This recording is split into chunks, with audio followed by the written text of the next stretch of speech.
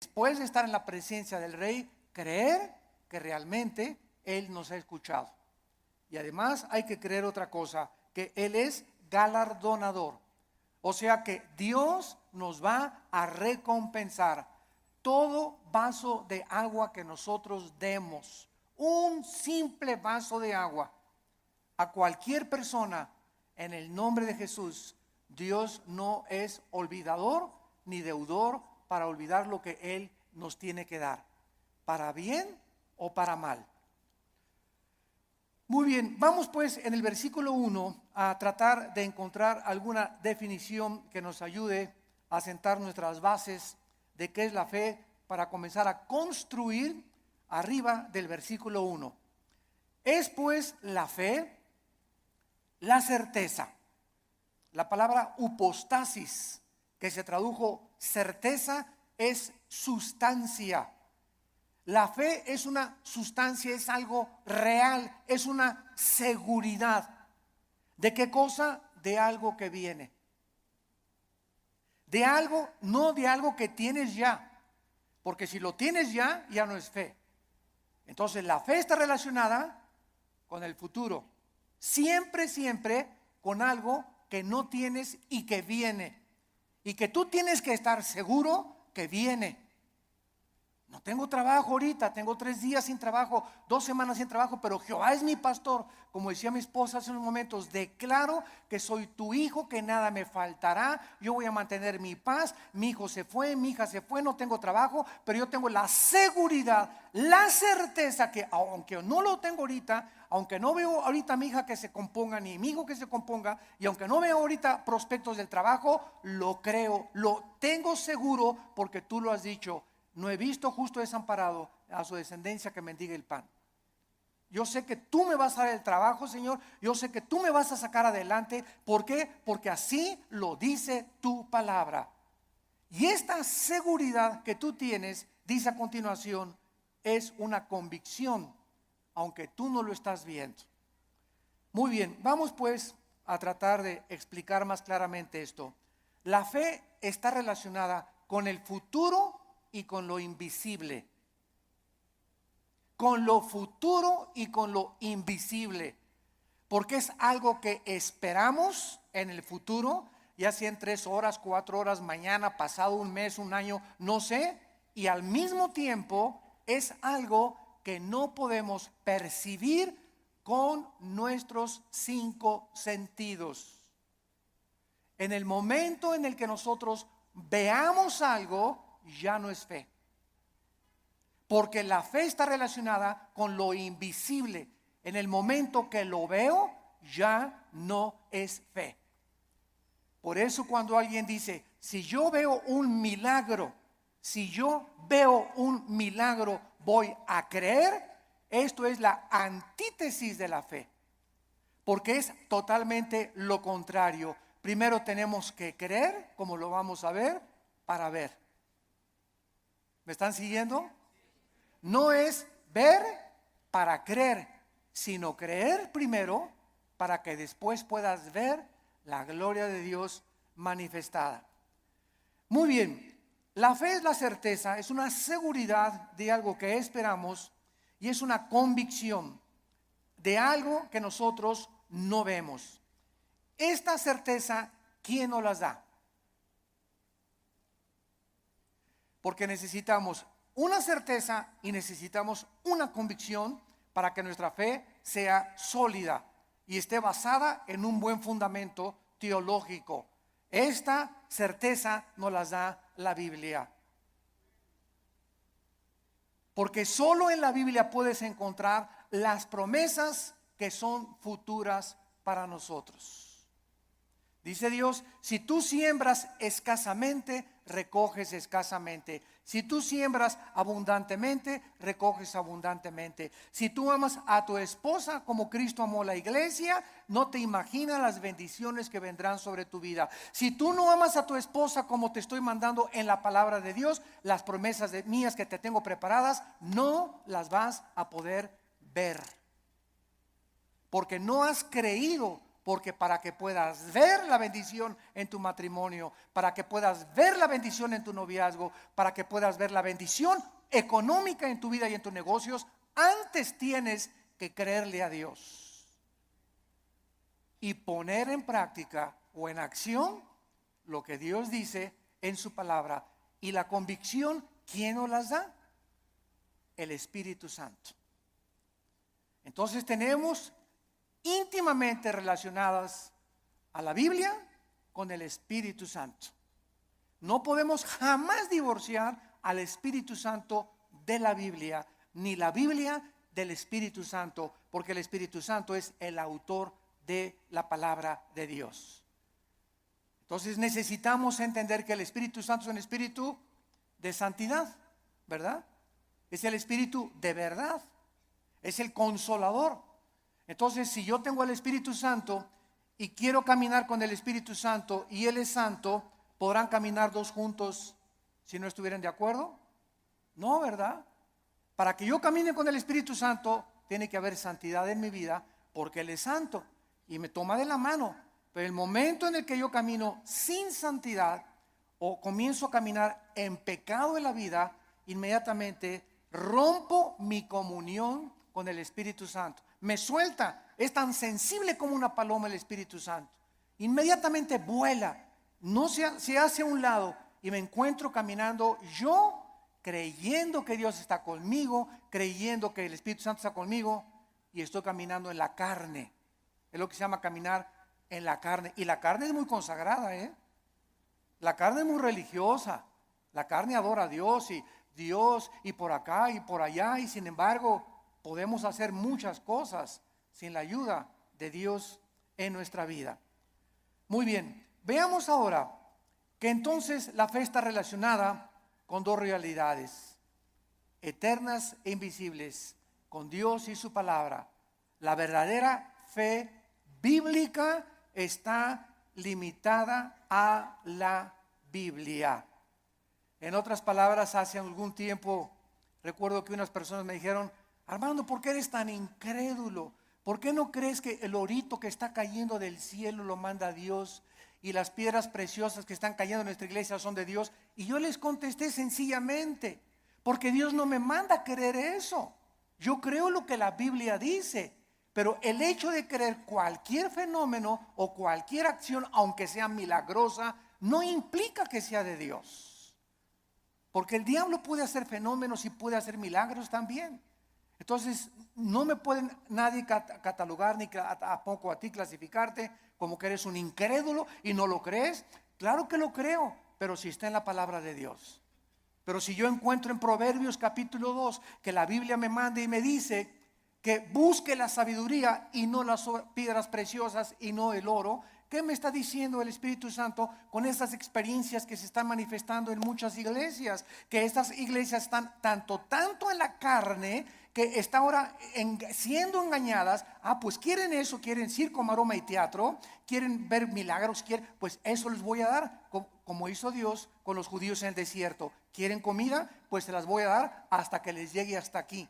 Y los atascó de codornices hasta que los volvieron al estómago. Este es un juicio de Dios. ¿Por qué? Porque Dios nos busca que busquemos sabiduría y que no busquemos, ¿verdad?, las cosas que está cayendo ahorita del cielo. Y mira, hermano, le digo, es más diamantina que nada, hombre, estás menso. La fe está relacionada, está íntimamente ligada a la Biblia. Nuestra fe no es un trapo ungido. Hermano, voy a ir al río del Jordán. Y cuando vaya a Israel, voy a meter una botellita el agua del Jordán y me la voy a traer y me la voy a echar cuando esté enfermo. O la voy a poner ahí y le voy a ya casi una veladora.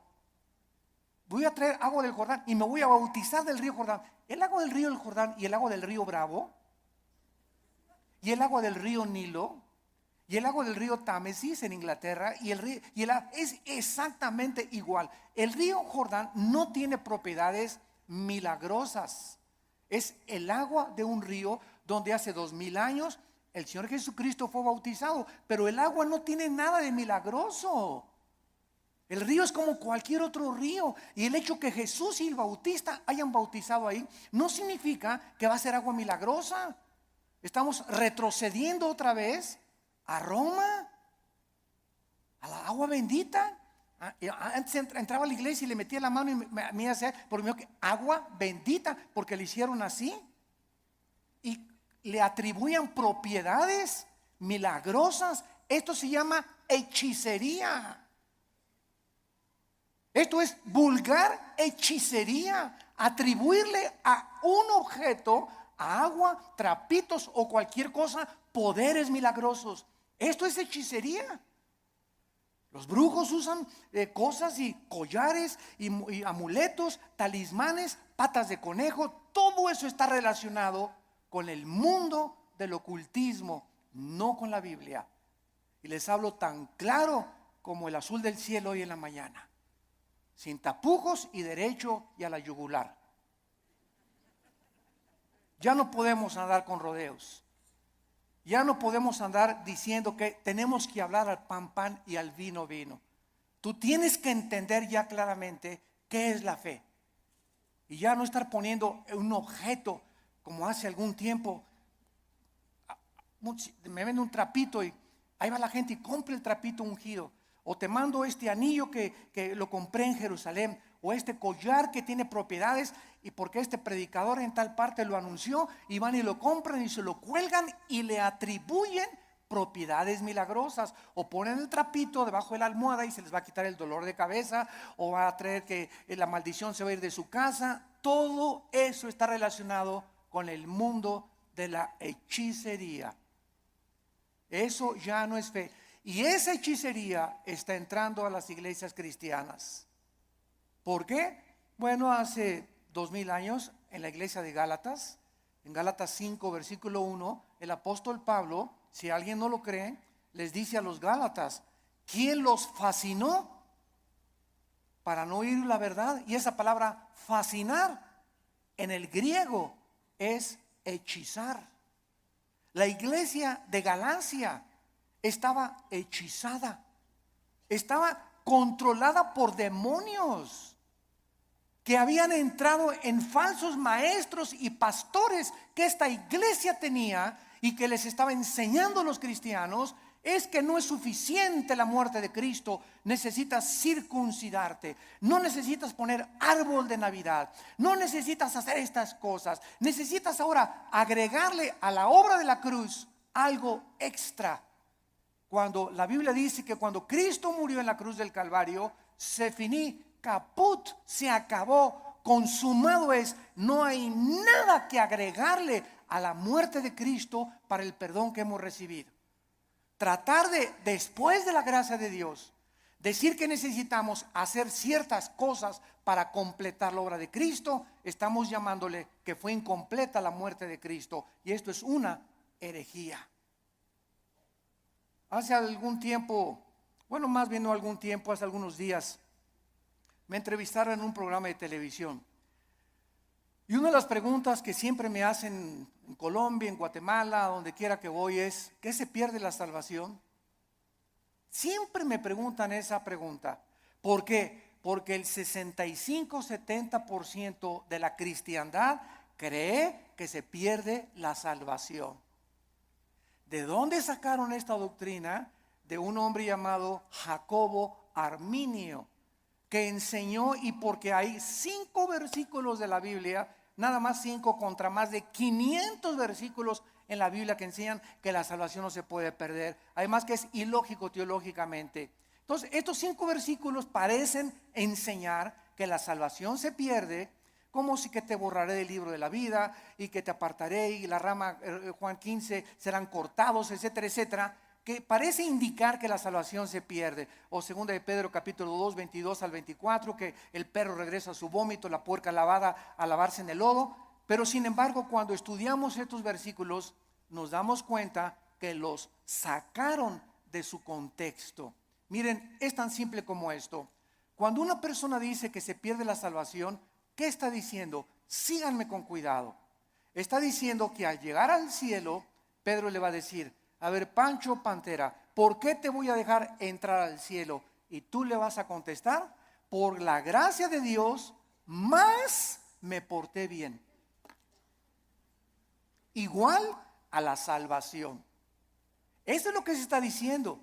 O sea que la gracia de Dios no fue suficiente. Ahora que ya soy salvo, necesito portarme bien, porque si no me porto bien, pierdo la salvación. Entonces, ¿qué salvación nos dio Dios? ¿Temporal o eterna? Dicen Hebreos 9 y Hebreos 10 que nos hizo eternamente perfectos y santificados. En el momento que recibes a Cristo, recibes la eternidad. Estamos ya en el reino de Dios espiritualmente. La eternidad está dentro de nosotros ya. Pero, y ahora en segundo lugar, ¿por cuántos pecados? Apunta todo esto para que te defiendas. ¿Por cuántos pecados murió Cristo en la cruz? ¿Por los pasados, por los presentes o por los futuros? Por los pasados, los presentes y los futuros. Entonces, si existe un pecado que diga que nos hace perder la salvación, Cristo tendría que volver a morir. Cristo tendría que volver a pagar por ese pecado que te hizo perder la salvación. Porque la muerte de Cristo solamente te perdonó los pasados, pero los que tú cometas, tú eres responsable. Y si hay alguno que cometas, entonces Cristo tiene que volver a morir. Y entonces ya Cristo no murió por los pecados pasados, presentes y futuros, sino solamente por los pasados. Porque los que estás cometiendo, tendría Cristo que estar muriendo muchas veces para estar pagando por ellos.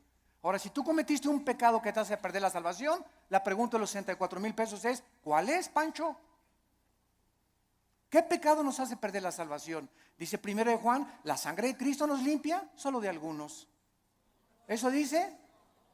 Ni el homosexualismo, ni el divorcio, ni el transexualismo, ni el robo, ni el crimen, ni el asesinato, ninguno de estos pecados es el pecado imperdonable. Ninguno de estos pecados es la blasfemia contra el Espíritu Santo. El único pecado que no tiene perdón no lo pueden cometer los cristianos, solo los no cristianos, que es la blasfemia contra el Espíritu, rechazar la gracia de Dios. Hechos 7, 51 y 52, que es el pecado que cometieron los fariseos, que después de ver, después de oír al Hijo de Dios, después de oír la predicación de la palabra, no te quiero, no te quiero, no te quiero. Pero un cristiano, 1 Corintios 12:2, no puede por el Espíritu ni siquiera blasfemar o maldecir al Espíritu Santo. Antes de ser cristianos, todos blasfemamos el nombre de Dios. Todos blasfemamos contra el Espíritu Santo antes de ser cristianos, ¿no es verdad? Todos cometimos pecados tremendos. Ahora, cuando nos muramos, otra pregunta: cuando nos muramos, ¿cuántos van a morir perfectos? ¿Dónde está San Anastasio por aquí? O Santa Rita de Casia. Cuando muramos, vamos a morir en pecado. A lo mejor hoy en la mañana le grité a mi esposo y me muero a las 2 de la tarde, ya me morí en pecado. A lo mejor hiciste una mentira a las 3 de la tarde y te da un ataque al corazón a las 7 de la noche, ya te moriste en pecado. Te pasaste un alto, ya te moriste en pecado si chocas. Todos nos vamos a morir con algún cierto de pecado, pero esos pecados ya fueron puestos en la cruz del Calvario. Entonces tendríamos que ir al purgatorio para pagar por esos pecados con los que morimos y no los pudimos confesar. Todo esto es absurdo y irracional teológicamente. Y podemos continuar así con los pactos, con la gracia. ¿Qué es la gracia, no? Entonces decir que se pierde la salvación es decir que es la gracia más portarme bien o hacer buenas obras para poder entrar al cielo. La fórmula está equivocada totalmente. Estás reprobado químicamente en la teología. La fórmula es la gracia más nada igual a la salvación. Las buenas obras que nosotros hacemos no son para salvarnos. Ya Cristo pagó por todas mis malas obras pasadas, presentes y futuras. Mis buenas obras que ahora hacemos, síganme con cuidado, Virgen del Socorro. Las buenas obras que nosotros hacemos después de la salvación solamente son para la entrega de recompensas o la pérdida de recompensas en el tribunal de Cristo. El cristiano ya no va a ser juzgado por sus obras en cuanto a la salvación, sino en cuanto a las recompensas. Y la fidelidad va a ser altamente recompensada por Dios. Un vaso de agua que hayamos dado, lo que hemos hecho en el nombre de Dios, pero no está relacionado ya con la salvación. Ya hemos sido justificados por la fe, ya hemos sido santificados y ya hemos sido glorificados desde antes de la fundación del mundo.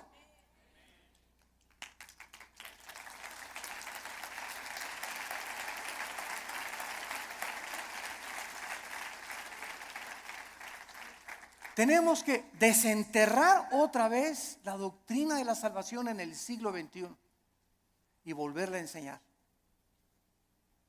claramente, porque el pueblo de Dios, en los errores en que está cayendo, es por no tener bases teológicas firmes, doctrinales, de una doctrina elemental como la gracia y la salvación.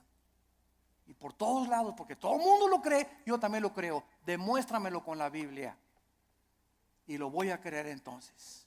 Pero no voy a creer que porque todos creen que se pierde la salvación, yo voy a creer que se pierde la salvación. Yo te lo demuestro y se los dije en la televisión, tenemos el debate con el que quiera y se lo demostramos, ¿verdad? Que es absurdo seguir creyendo que se pierde la salvación. Ahora muchos dicen, bueno, como ya no pierdo la salvación, me voy a portar ahora sí, le voy a dar vuelo a la hilacha, ¿verdad? Bueno, dice Gálatas 5:10 que fuimos llamados a libertad, solamente que no usemos la libertad como ocasión para la carne. La persona que dice eso, con que no puedo perder la salvación, puedo hacer lo que quiera, no es salvo.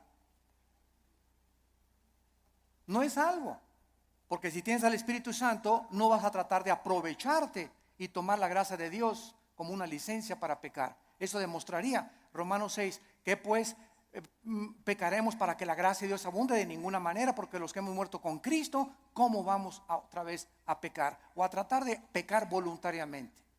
Ya demostraría que ni siquiera tenemos la salvación. Bueno, esto es importante en relación con la fe. Y vamos a ver ahora algunos ejemplos de la fe en algunos versículos en el Antiguo y en el Nuevo Testamento. Vamos a ver en primer lugar el Salmo 27, para que veamos cómo operó la fe en el Antiguo Testamento y tengamos bases más profundas acerca de nuestra fe. Vuelvo a repetir, la fe está relacionada con el futuro y con lo invisible. La antítesis de la fe sería ver, porque caminamos por fe, no por vista. La vista queda excluida de la fe. Y si camino por vista, está excluida la fe. Una de otra están excluidas. No pueden ser las dos verdad. O camino por fe sin ver, o veo y ya no camino por fe. ¿Está claro? Es muy importante aceptar este concepto. Si caminamos por vista, ya no necesito la fe. Si camino por fe, no necesito la vista. Cada una excluye, insisto, la otra. Esto es contrario a lo que el mundo dice. Ver para creer. Esa es la filosofía del mundo. Esa es la dimensión en la que el mundo se mueve. Nosotros hemos entrado a otra dimensión totalmente que dice lo contrario, que necesito primero creer para poder ver. Dice el Salmo 27, versículo 13, cuando David se encontraba afligido, perseguido por Saúl, sin trabajo, escondido en una cueva, criticado, sus hijos de David se volvieron contra él. Bueno, el pobre David, ¿verdad?, tenía todo tipo de tribulaciones iguales a las que tenemos muchos de nosotros. Y David nos manifiesta y nos exhibe una verdad preciosa. Y dice el Salmo 27:13, hubiera yo desmayado, me hubiera tirado la toalla, me hubiera yo desalentado, ya hubiera querido ya ni siquiera ser cristiano, ya ni siquiera quería ir a la iglesia, ya estaba harto. Si yo hubiera mantenido esta actitud mental, hubiera yo desmayado. Me hubiera tirado ya al suelo, ya no quiero ni siquiera vivir. Estoy harto de todo, de mis papás, de la iglesia, de esto, del gobierno, y sobran. cosas que nos pueden llegar a pensar esto. A menos que, repito, seas San Anselmo.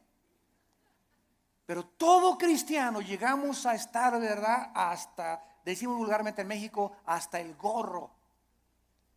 ¿No te has sentido así? No levante la mano. Porque yo estoy seguro que todos la levantaríamos. Si no has experimentado esto, lo vas a experimentar cuando estés casado, o cuando no estés, o cuando nazcan los hijos, o cuando nazcan los nietos, pero todos, hay muchas épocas en la vida en la que nos llegamos a sentir tan oprimidos por los problemas que ya no quisiéramos ni siquiera vivir. ¿Quiénes son los suicidas? Las personas que se les ha cerrado totalmente el mundo, se han sentido sin ninguna ventana, sin ninguna luz, sin ninguna esperanza, sin ninguna solución más que dejar de vivir. Escaparse por una puerta falsa. Y dice David que él había llegado a esa situación, y entonces encontramos lo que lo salvó: si no creyera. Si no creyera, ¿qué veré? Primero, ¿qué cosa? Creyó, y después venía la vista. Si yo no hubiera creído que voy a salir de esta situación y que Dios me va a mandar otro esposo, otro novio, que viene el trabajo, si yo no hubiera creído en las promesas de Dios, ya desde cuándo me hubiera aventado desde el puente hasta abajo. ¿Qué es lo que nos sostiene? Creer lo que Dios nos ha dicho. Esa es la fe, lo que nos ha dicho en su palabra. Hubiera yo desmayado si no creyese. Y dice 1 de Pedro 1:5 que somos guardados por el poder de Dios mediante la fe. En otras palabras, cuando nos encontremos así, y créame que muchas veces al mes yo llego así en la noche, en la mañana cuando me levanto, con el Señor, cansado, ¿verdad? Con problemas, presiones emocionales, el mundo, el petróleo, la caída del dólar, problemas aquí, problemas allá, familiares. Bueno, sobran cosas para desalentarnos en la vida, sobran cosas para amargarnos, sobran cosas para desilusionarnos. Entonces ahí es cuando, en lugar de que te desmayes y te rindas y digas, tiro la toalla, me bajo del caballo, ya no quiero, andamos así con el caballo, cayéndonos del caballo. En ese momento recuerdo, oh Señor, tú eres poderoso, tú eres grande, soberano, y comienzas a sentir otra vez en el caballo y agarras las riendas. Señor, aunque no lo vea, y aunque vea todo que se está cayendo y no vea soluciones y vea el cuadro oscuro a mi alrededor, oh Dios, yo sé que tal vez hoy en la tarde o mañana veré tu bondad. Me vas a sacar del pozo de la desesperación, me vas a pintar un nuevo futuro, vas a solucionar mis problemas, y por eso sigo en mi caballo y rajámonos pinto, échele velocidad y vamos adelante. No te me rajes, México lindo y querido.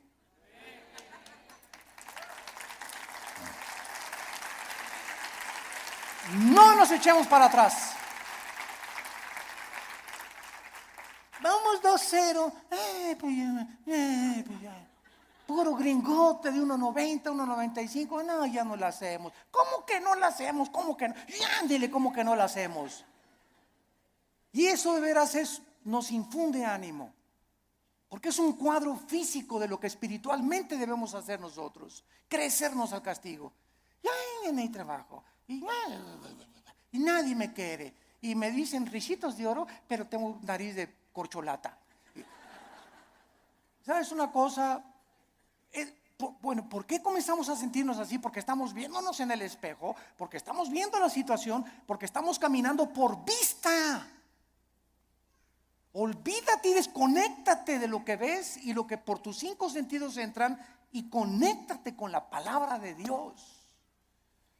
Diario ven a la Biblia en la mañana, cargar las pilas, la energía. Chupa la fuerza espiritual que Dios tiene para nosotros, que es la que nos va a sostener. Nos separamos de la Biblia y nos vamos al suelo. Hebreos 11:27, otro ejemplo en el Nuevo Testamento de Moisés. Hebreos 11, 27.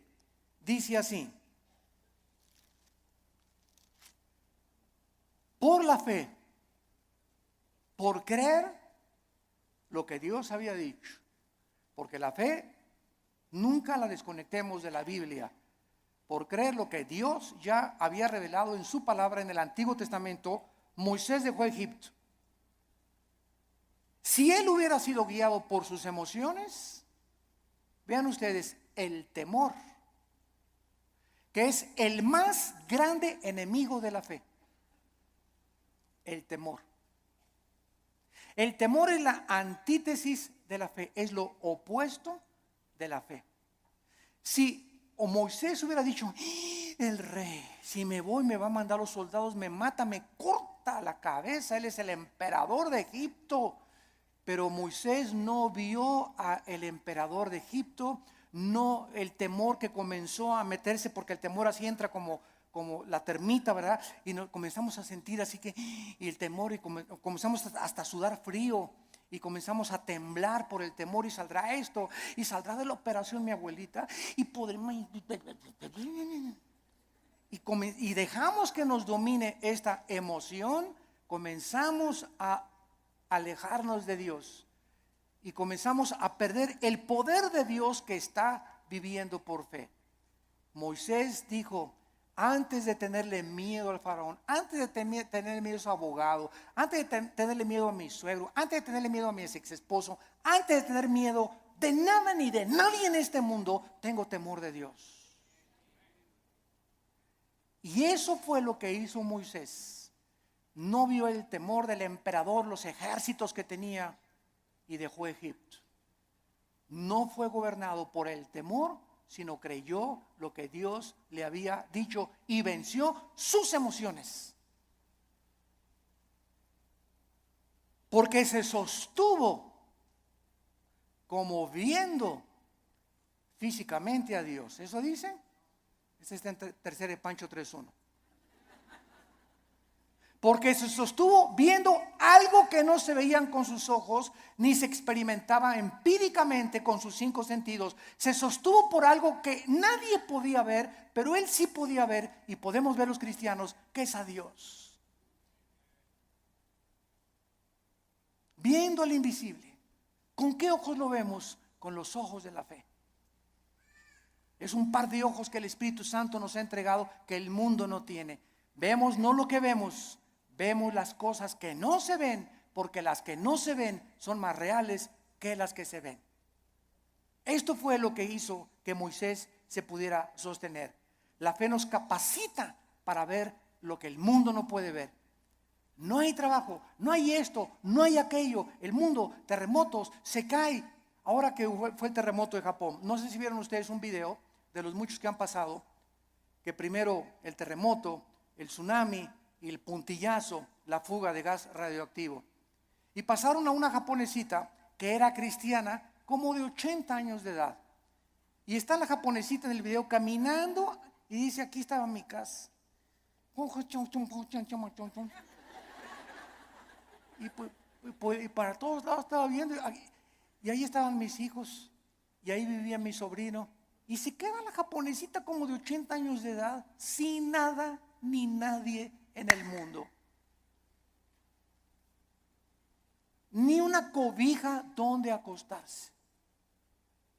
Y se hace así las cabezas y dice: pero tú me seguirás sosteniendo. Bueno, las lágrimas comenzaron a caer de mis ojos.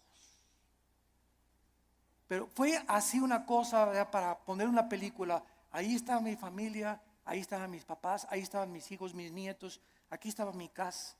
No hay nada. Imagínate, de la noche a la mañana quedarte sin familia, ni vecinos, ni papá, ni mamá, ni nada, y levantar los ojos: pero tú me seguirás sosteniendo. Esa es la fe. Sostenidos viendo lo que no se ve, con los ojos y la seguridad y la certeza y la convicción de lo que Dios ha dicho: no te dejaré ni te desampararé, aunque se acabe todo a tu alrededor. Veamos ahora en Juan capítulo 11. Juan capítulo 11, versículo 39 y 40. Se muere Lázaro. La familia de Lázaro eran las hermanas Marta y María. Marta es un ejemplo de la mujer afanada, María un ejemplo de la mujer que se acerca a Dios. Pero las dos nos representan a todos nosotros. No porque te digas Marta va a ser afanada, ¿verdad? Pero es un ejemplo solamente de que todos nosotros padecemos esta debilidad, de que muchas veces queremos ver para creer y tenemos que dominar esa tentación y ese impulso de nuestra antigua naturaleza. Entonces aquí en Juan 11:39 dijo Jesús: quita la piedra. Marta, la hermana del que había muerto, dijo: Señor, y he de ya, porque es de 4 días. Jesús le dijo: ¿no te he dicho que si crees, verás? Ahí está otra vez. Marta, tú no tenías que haber visto que se alivió ahorita. Hemos llegado al punto que lo dejé morir, porque Cristo dejó morir a Lázaro. ¿Se acuerdan que cuando le avisaron? Señor, Lázaro se está muriendo. No hizo caso. Y era el mejor amigo de Jesús y la familia que lo hospedaba y le daba de comer a Jesús, y tenía según un cuartito especial para Jesús cuando pasaba por ahí Jesús, y no hizo caso Jesús, y Lázaro se murió. Y ya que tenían 3 días, Jesús dice a los discípulos: vamos a donde está Lázaro. Y ahora sí, como decimos en México, ¿ya para qué? ¿Ya para qué? ¿Ya para qué? Pues ¿cómo que ya para qué? Pues eso decimos nosotros, pero no lo dice Jesús ni Dios tampoco. Y llega Jesús, los discípulos: ¿ya para qué, Señor? ¿Ya para qué? Ya pierdes tu tiempo. Y es que todo, dice Cristo, lo hice llegar a este punto, y te estoy haciendo llegar a este punto donde pierdas tu trabajo, donde tengas esa enfermedad, donde pases esto. Estoy llevando las cosas al extremo para que cuando estén en el extremo, ahí pueda yo ser grandemente glorificado por tu vida. Yo cuántas personas he visto que se enferman de cáncer y que son sanadas y que dicen: Dios mío, hasta los médicos, pero esto es un milagro. Pero si no hubiera sido esa enfermedad, no hubiera sido glorificado Dios. Si no hubieras perdido tu trabajo y un trabajo te viene milagrosamente, ¿cómo podrías decir: Señor, solo tú pudiste haberme dado este trabajo? Fue un milagro. Así como ayer la selección mexicana fue un milagro que ganara. Pero aquí no se mete, ¿verdad?, la fe. O sea, 2-0, decimos ya al 2-0, yo ya iba a pagar la televisión. La neta. Dije, ya, otra goliza. ¿Cómo nos vamos a levantar de un 2-0 con estos gigantones de gringos, verdad? Y cuando viene y te das cuenta, ¿no? Que, caray, digo, lo que no parece, se puede convertir en una realidad. Entonces muchas veces Dios deja que lleguemos a ese 2-0 y que parezca que todo está perdido. No está perdido,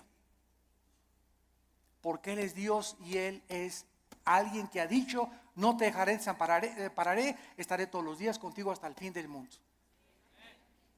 Podemos, aunque perdiere mi padre y mi madre, con todo Jehová no me dejará, porque Él es nuestro sostén. Y le dice Cristo a Marta: si tú crees, vas a ver la gloria de Dios. Tenemos que ver espiritualmente para poder creer. La gloria no puede venir hasta que no creamos. Por ejemplo, en el área económica, en el área matrimonial, en el área de relaciones sociales, en el área de nuestras amistades, en todo esto se cumple primero creer para ver. Dios le dice a los maridos: amen a su esposa. Tú amas a tu esposa sacrificialmente y comienzas a quitar todas las imágenes de otras mujeres de tu vida, etcétera, etcétera, y ve Dios tu fidelidad mental y espiritual, porque los pensamientos no le engañan a Dios. ¿Qué hace Dios cuando un hijo está haciendo lo que la Biblia dice porque quieres agradar a Dios? Te bendice. No te imaginas cómo te bendice. Señor, pero que tú ya tiene 20 kilos de más, Señor. ¿Cómo tú? ¿No puedes cambiar una llanta vieja por una nueva? Como dicen en Guanajuato, ¿verdad?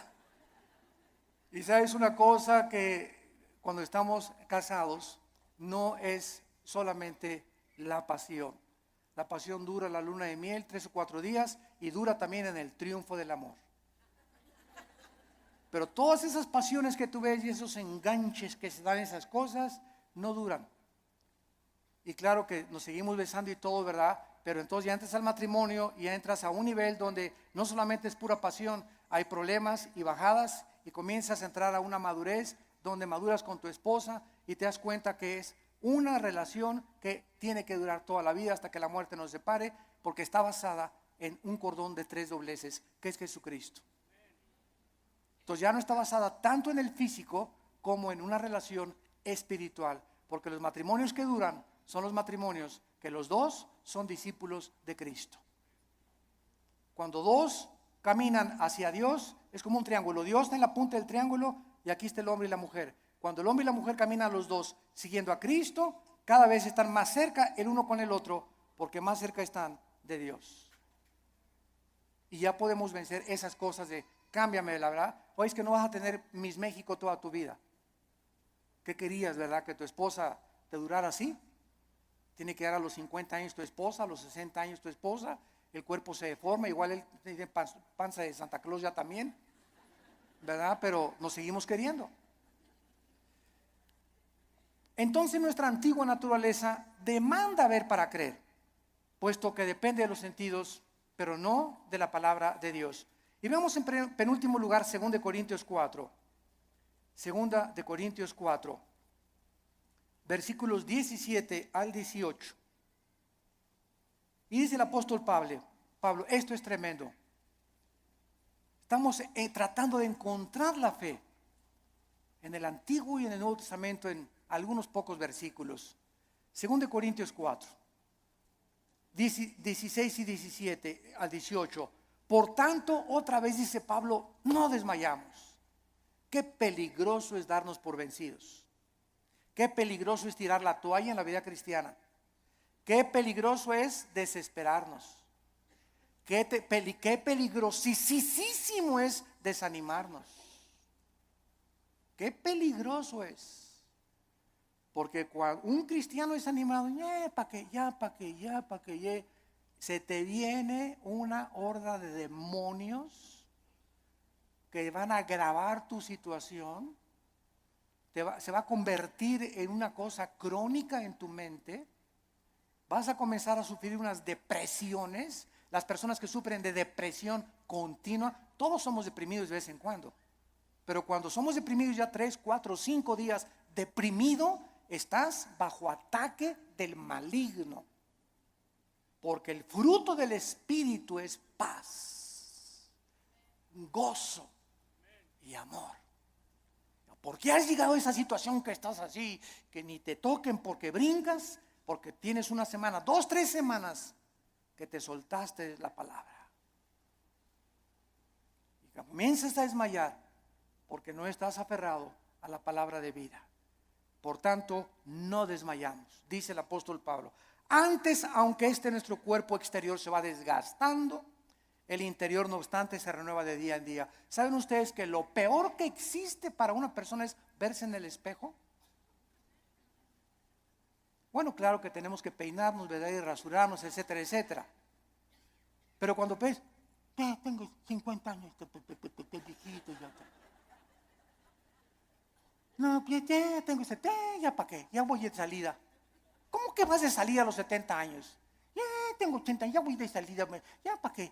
¿Cómo que vas de 80? A los 80 años Moisés fue llamado por Dios. A los 80 años Caleb le dijo a Josué, dame más montañas para conquistar. Cuando comenzamos a vernos físicamente, no, pues es que dicen que a los 60, a los 70 se deteriora el cuerpo. Eso dice la ciencia, pero dice uno de los salmos que cuando nosotros confiamos en Dios, seremos fructíferos como las palmeras, tendremos fuerzas como las del búfalo y creceremos como los cedros del Líbano para continuar anunciando la justicia de Dios. ¡Qué viejo ni qué viejo! Dejemos que nuestro cuerpo se siga desgastando. Yo les he hablado tantas veces de nuestra abuela materna que murió hace algún tiempo. de 97 años de edad. Mi abuelita, 97 años de edad, no usaba bastón. Nunca se convirtió a los casi 80 años de edad, después de haber sido 30 años presidente de la Acción Católica de México. A los 80 años de edad, vivió todavía 17 años más a los 97 en sus 5 sentidos. Y se levantaba a las 7 de la mañana, se emperifollaba y se ponía su loción Sanborns, se cubría todo, ¿verdad? Y caminaba, era la loción famosa en aquel tiempo, ¿verdad? Y la más barata también. Y estaba a los estudios y la llevaba a los estudios en la mañana y en la tarde. ¿Ahora dónde vamos, hijito? Me decía a las 5 o 6 de la tarde el domingo. Le digo, abuelita, tú a tu casa y yo a la mía, le decía. Porque todavía se quería, traía cuerda a los 95, 96 años, traía cuerda todavía. Porque, a ver, y vamos a ver una película mejor de Walt Disney, ¿no? Y llévame a cenar. Abuelita, que me desgastas, abuelita, me debes más de 50 años de edad. Pero ¿qué era lo que la sostenía ella? Y que era nunca, siempre el gozo, siempre contenta, ¿verdad? Regañando a todos y por aquí y por allá. Se parece mucho a mi mamá, ahorita usted la conocen, a la general, a mi mamá, ¿verdad? Sobre todo los que van a Liti. Pero esa es energía que necesitamos tener. Y no estar, ya tengo, cacle, cacle, cacle, cacle. El interior se va renovando. Y este cuerpo corrupto vas a echar a los gusanos y al panteón y vamos a resucitar. Así como una semilla contiene un árbol y fruto y ramas, esa semilla, ahí está todo. Así cuando se siembra va a resucitar en un cuerpo glorificado. Y nos vamos a ver, y cuál cacle ni cake nada, ¿verdad? Sino que tenemos que mantener esa energía y esas fuerzas, esas ganas para vivir para Dios.